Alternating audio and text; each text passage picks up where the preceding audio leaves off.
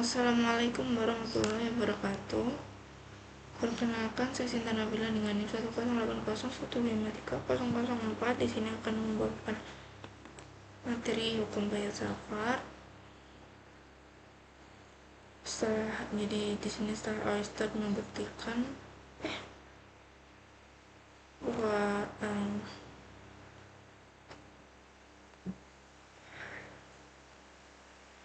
arus listrik pertama menghasilkan medan magnet, jadi muncul pertanyaan baru, bagaimana cara menghitung medan magnet yang dihasilkan suatu arus listrik.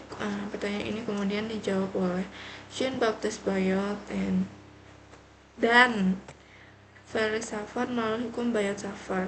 Hukum Bayot-Safar digunakan untuk menghitung medan magnet yang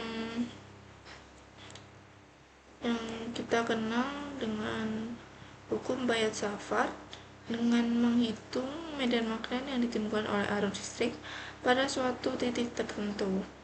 Jadi pada gambar bisa kalian lihat bahwa kawat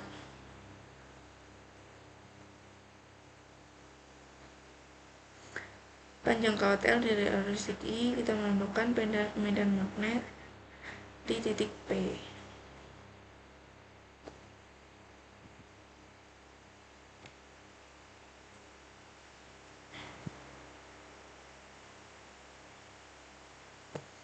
Menurut Bayot dan Safar maksudnya, kawat enggak langsung dianggap sebagai satu benda utuh. Kawat itu dibagi jadi bagian-bagian yang sangat kecil yang kita sebut elemen kecil kawat atau DL. Jadi setiap elemen kecil ini ada juga menghasilkan medan magnet kecil, kita sebut dB. Kemudian seluruh medan magnet kecil tersebut dijumlahkan untuk memperoleh medan magnet total dengan rumus dB sama dengan mu 0 dikali I dibagi 4 pi dikali cos R atau pi dibagi R kuadrat. Untuk dB itu medan magnet kecil, mu 0 bermobilitas ruang hampa, I adalah arus listrik, dl elemen kawat kecil, R jarak ke titik pengamatan, dan vektor R adalah satuan arah R. Jadi rumus ini tuh nunjukin kalau setiap bagian kawat kecil itu nyumbang magnet ke titik P.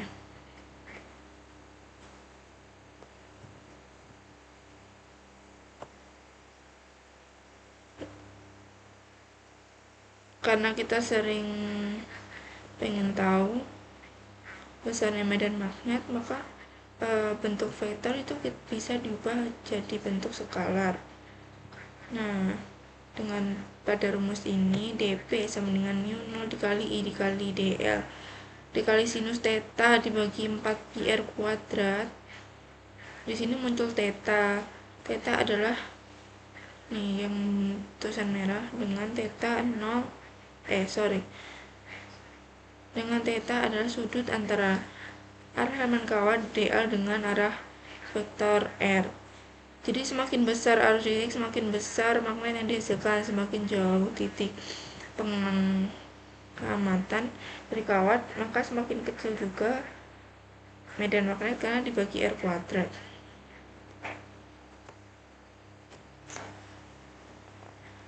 Untuk selanjutnya adalah hukum Bayot-Safar ini diterapkan pada kawat lurus yang sangat panjang. Jadi tujuannya mencari medan magnet pada titik P berjarak A dari kawat. Asumsi yang digunakan adalah panjang kawat jauh lebih besar daripada A, sehingga kawat nggak dianggap tak berhingga.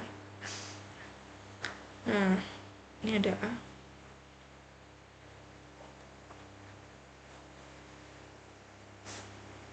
Oke, langkah pertama adalah membuat sistem koordinat. Kita letakkan titik titik asal tepat di bawah P. Kemudian kawat dibagi menjadi elemen kecil dl. Karena elemen tersebut kan berada sepanjang suku x, maka dl diganti menjadi dx. Nah, kenapa dl sama dengan dx? Karena elemen kecil kawat itu berada tepat di sumbu x. Jadi perubahan panjang hanya terjadi pada arah x. Nah, sekarang kita substitusi.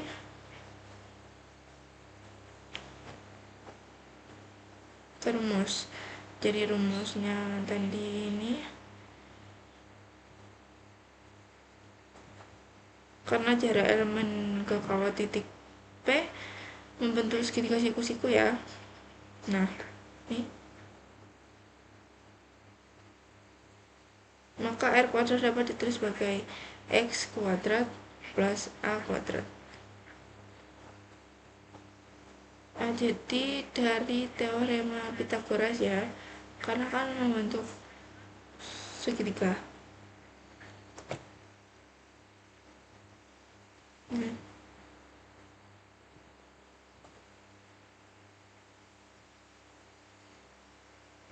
Jadi setelah integral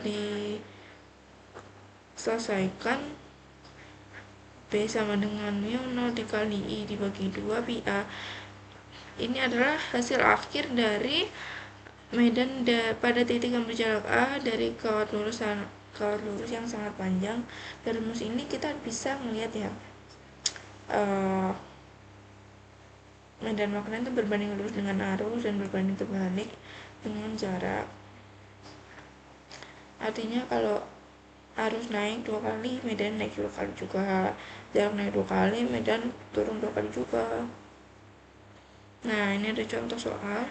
Diketahui I nya itu 2 ya. Nah, 2A hanya 3M dan panjang kawat 8 meter. Nah, cara pengerjaannya, karena kan kawatnya tidak tak terhingga, kita gunakan aja bentuk umum dengan B sama dengan mu 0 dikali I dibagi 4 pi A dikali sinus alfa 2 dikurangi sinus alfa 1. Pertama kita harus cari alfa 1 nya dan digambar. Nah, ini masukkan ke rumus, hitung sinusnya, terus diperoleh nih 1,07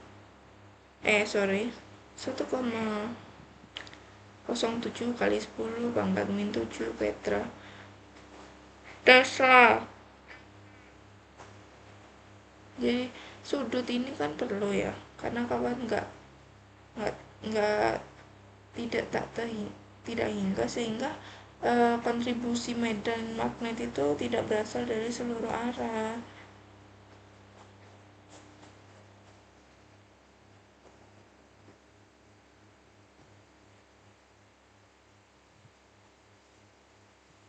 Baik, untuk contoh soalnya saya kerjakan satu. Terima kasih. Untuk materi kali ini adalah saya akhirkan dulu untuk hukum bahasa safar. Terima kasih. Wassalamualaikum warahmatullahi wabarakatuh.